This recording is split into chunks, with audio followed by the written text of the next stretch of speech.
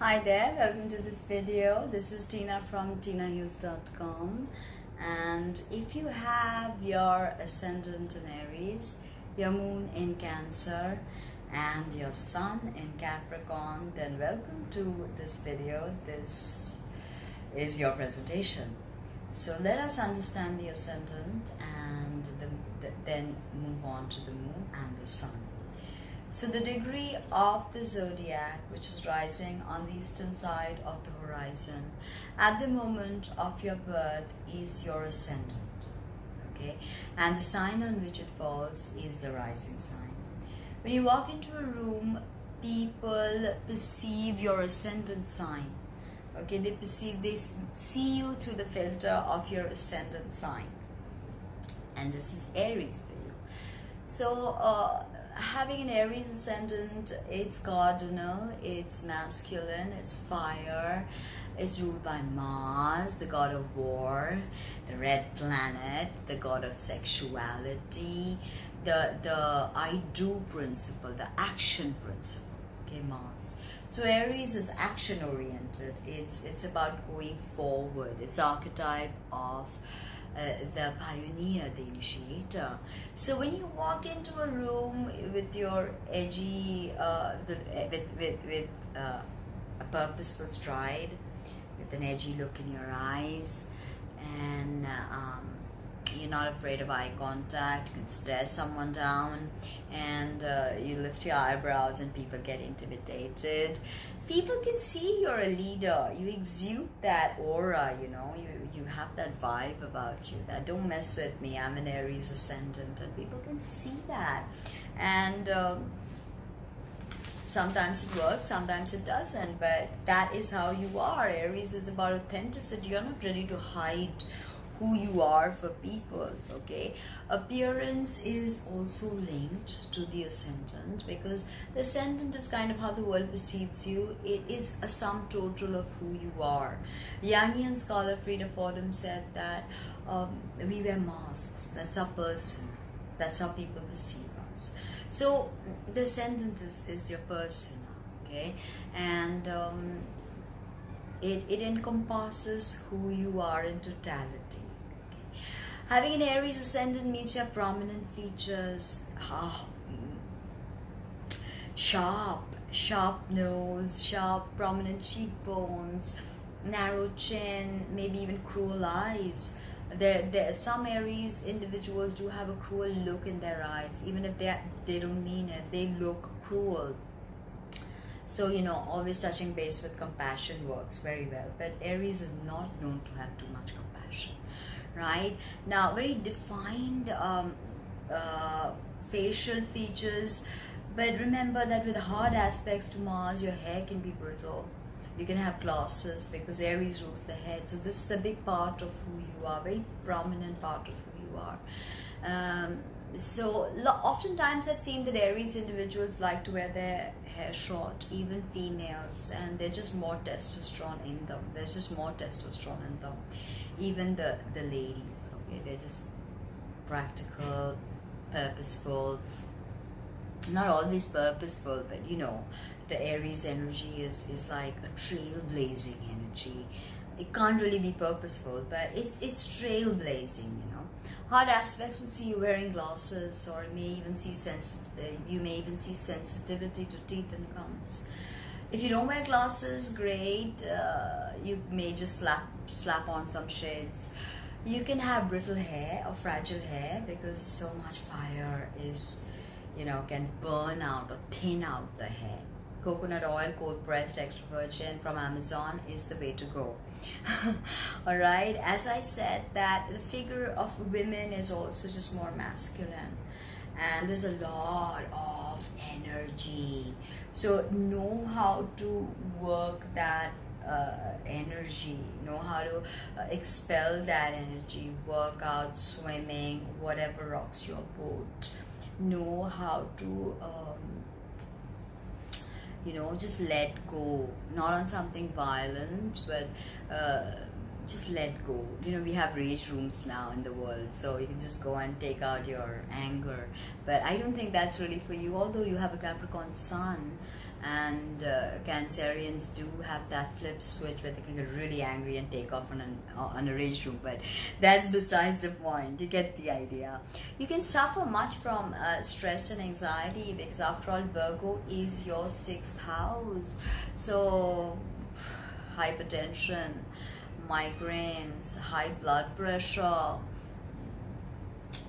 impulsiveness is a part of you. And eat correctly, because Virgo, your sixth house, also rules your digestive system, you know, your kidneys and all that. So be careful of what you eat, and take care of your head. Migraines can be bad with this. Okay, so that's something to work through. Correct diet, because diet's a huge part of Cancerian moon. Cancer rules the stomach. I'll get to that later. But and persistent acne also can happen with Aries ascendants. Too much fire again. Now, Aries is the infant of the zodiac, and after the 30th degree in Pisces, which is a degree of archetypalization, the soul enters Aries with a mini Big Bang, and everything starts anew. You know, imagine when the sun moves into Aries in the spring. We have the spring in the northern hemisphere, a time of regeneration, growth, newness. Aries is definitely a change of direction, okay? Change of directionality, if you ask me. And listen to this quote from Claudius Ptolemy in Tetrabiblos. The moistness of spring forms the primary beginning in the zodiac, similar to the beginning of all animal life.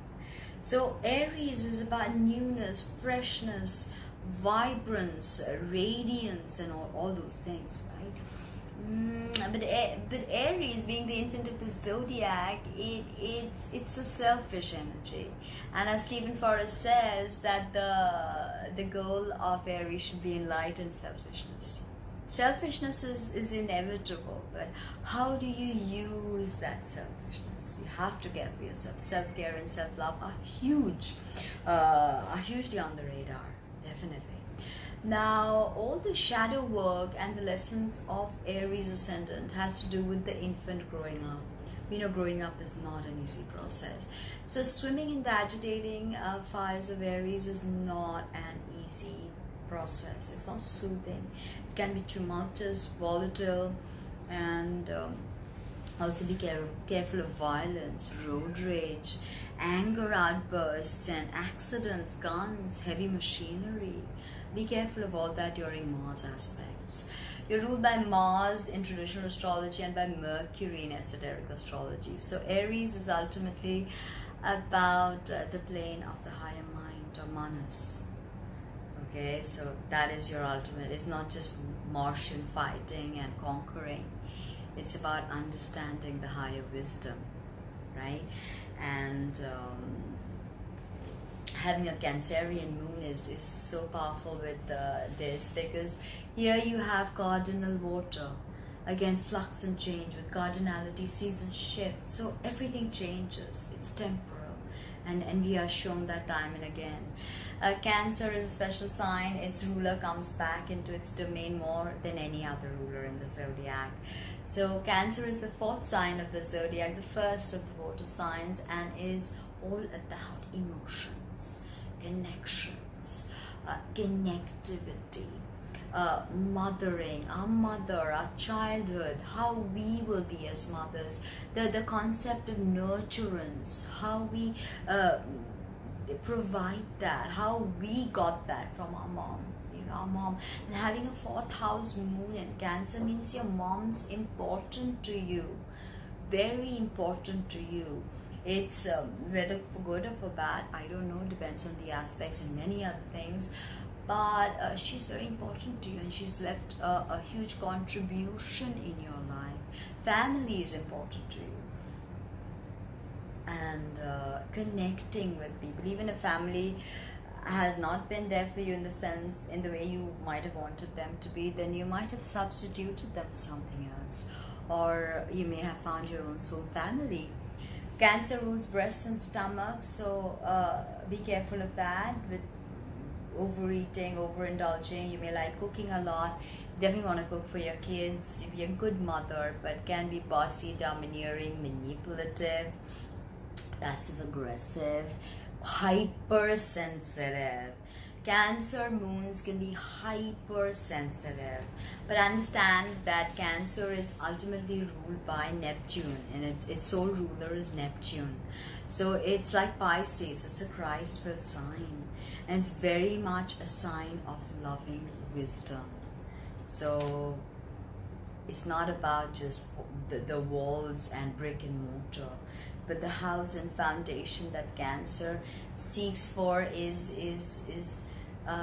ultimately the house of light they create within. So this is something to understand and balance within you if family has been a cause of wounding. Otherwise, with good aspects, your family is very important to you. Your childhood was very important to you. You will be a good, balanced mother. But as I said, sometimes you can be too mothering. Don't smother them though.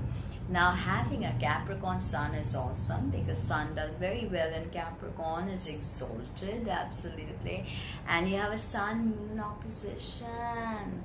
So that could mean your parents fought and your mother was very, very into feeling emotions, or, you know, very empathic, very psychic, intuitive. Your father was very practical, down to earth, business-oriented, practical, issue-oriented man.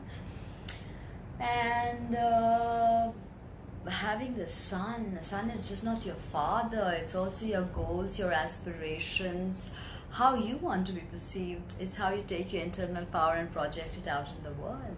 And Capricorn actually is a 10th sign of the zodiac, it's the midheaven, and it is the most solid cardinal earth sign. So you've got cardinal fire, cardinal water, and cardinal earth. Should be a good balance, actually, if you ask me. Aries will help you start things. Cancer will help you connect with things and people, not just from a purely analytical, logical sense, but from your heart.